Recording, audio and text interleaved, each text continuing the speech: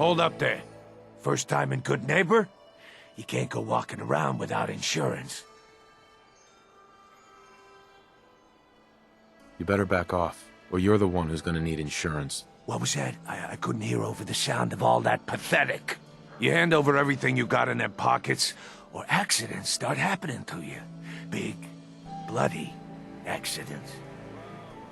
Time out. Someone steps through the gate the first time, they're a guest. You lay off that extortion crap. What do you care? He ain't one of us. No love for your mayor, Finn? I said let him go. You soft, Hancock. You keep letting outsiders walk all over us. One day, there'll be a new mayor. Come on, man. This is me we're talking about. Let me tell you something. Now, why'd you have to go and say that, huh? Breaking my heart over here. You all right, brother?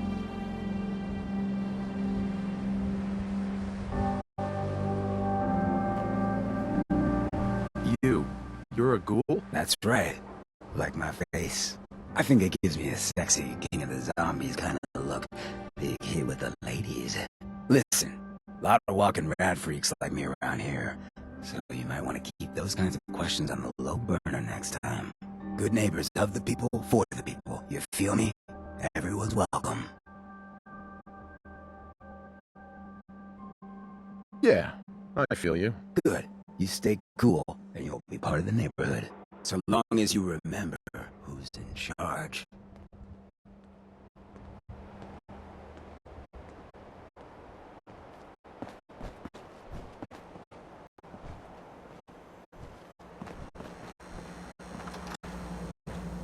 Well, hello. Everything here is guaranteed to injure, maim, or kill at your discretion. Except me. I only kill when I want to. Let's see what you have. Murder and mayhem at a discount.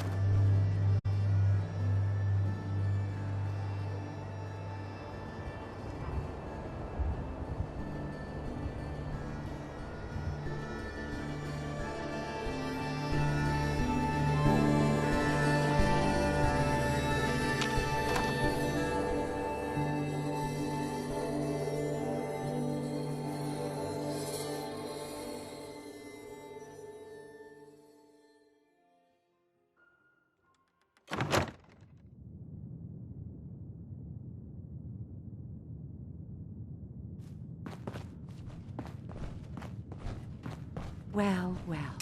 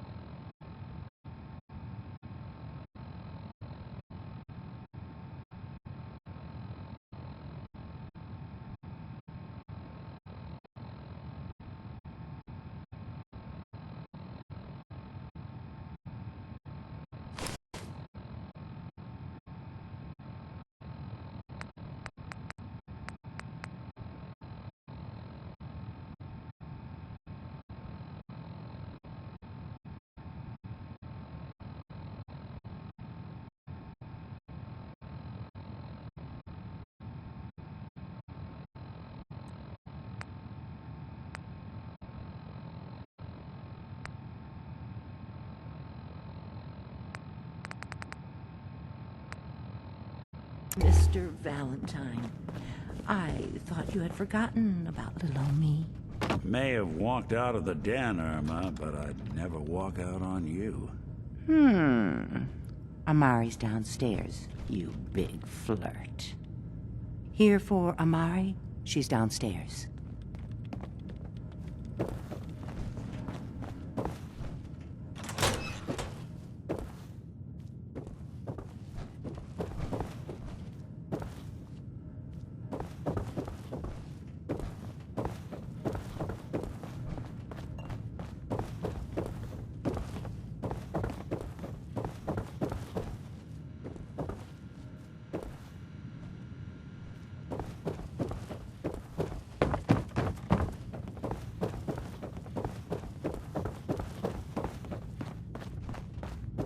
Dr. Amari?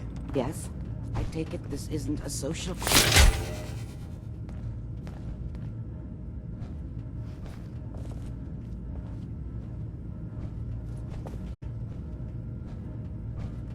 This one's all yours, Nick. We need a memory dig, Amari, but it's not going to be easy. The perp, Kellogg, is already cold on the floor. Are you two mad? Putting aside the fact that you're asking me to defile a corpse, you don't realize that the memory simulators require intact, living brains to function. Isn't there some way to make this work? This dead brain had inside knowledge of the Institute, Amari. The biggest scientific secret of the Commonwealth. You need this, and so do we. Fine. I'll take a look. But no guarantees. Do you have it with you? How much of the brain do you need exactly? That is not an encouraging question. I suppose I'll have to make do with whatever you can find. Here's what I could find. What's this? This isn't a brain. This is... Wait. That's the hippocampus. And this thing attached to it? A neural interface? Those circuits look awfully familiar. I'm not surprised. From what I've seen, all Institute technology has a similar architecture.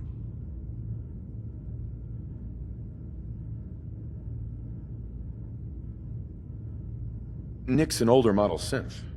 Is he compatible? That's exactly what I was thinking. If we are lucky, it should hook right in. But even if this works, Mr. Valentine would be taking on a tremendous amount of risk. We're talking about wiring something to his brain. Don't worry about me, Amari. Let's do it. You really think this'll work, Nick? No idea. But we got a missing kid on the line. That's worth... Whenever you're ready, Mr. Valentine, just sit down. If I start cackling like an old grizzled mercenary, pull me out, okay? Let's see here. I need you to keep talking to me, Mr. Valentine. Any slight change in your cognitive functions could be dire. Are you feeling any different? There's a lot of flashes. Static. I can't make sense of any of it, Doc. That's what I was afraid of. The mnemonic impressions are Yes. encoded. It appears the Institute has one last failsafe. There's a lock on the memories in the implant.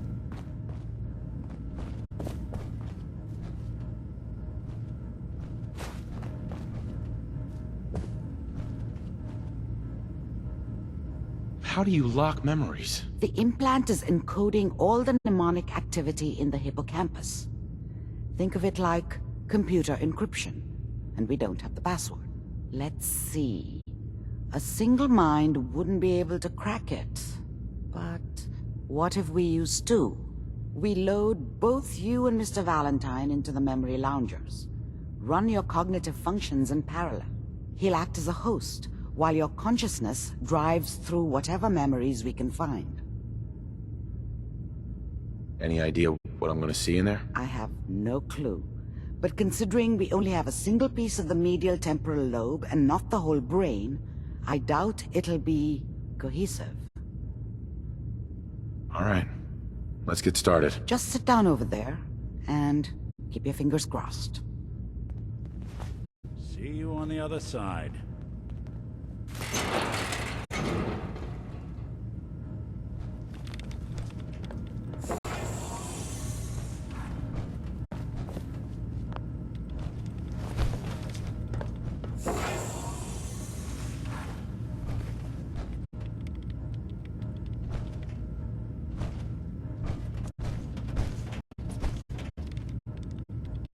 Initiating brainwave migration between the transplant and the host.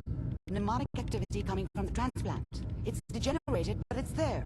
We're going to load you into the strongest memories we can find. They might not be stable. Just hold on.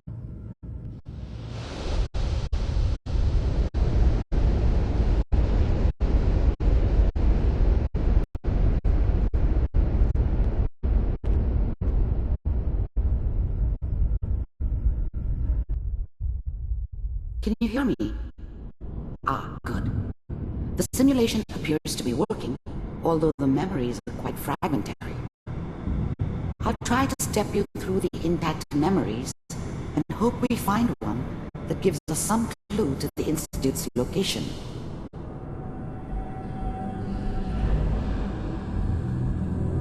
There.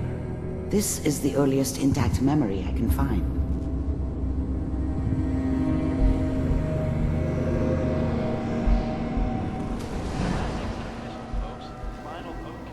Turn down the goddamn radio! I'm trying to sleep! I was such a dummy back then. What did I know about how the world worked? I think now Remember, she wanted me to you kill are him. experiencing these memories I as should Keller. have. This may prove Instead, disorienting I ended at up first. running away. I told myself I wanted to find somewhere out from under the thumb of the NCR and all their rules. But really, I was running from the guilt of not protecting her from Dad. Yeah, it doesn't matter now, though. Mom knew how it was. She wasn't soft, but she loved me in her way. And she protected me from Dad. That cost her more than a few beatings. I never knew what happened to her after I left. I didn't want to know. Not then. People are always hoping for something better. They usually end up with something worse. Dad was either drunk or not around. I guess he must have run with one of the raider gangs, but I never really knew what he did. Don't know why Mom was with him. Maybe at some point in his life he wasn't a complete asshole.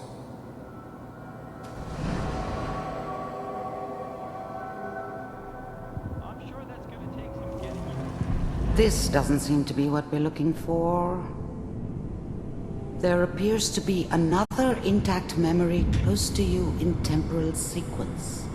There. Try that one. The thing about happiness is you only know you had it when it's gone. I mean, you may think to yourself that you're happy, but you don't really believe it. Focus on the petty bullshit or next job or whatever. It's only looking back, by comparison with what comes after, that you really understand. That's what happiness felt like.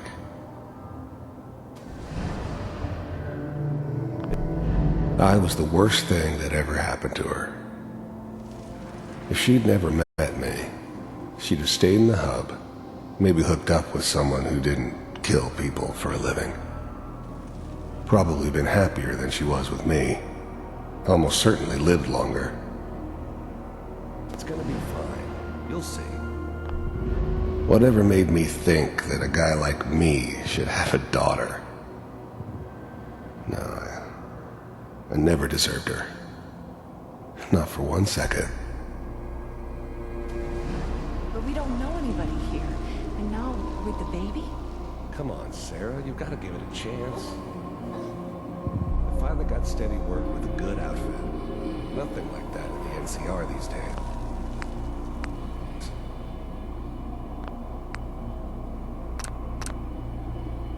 No, I'm not saying...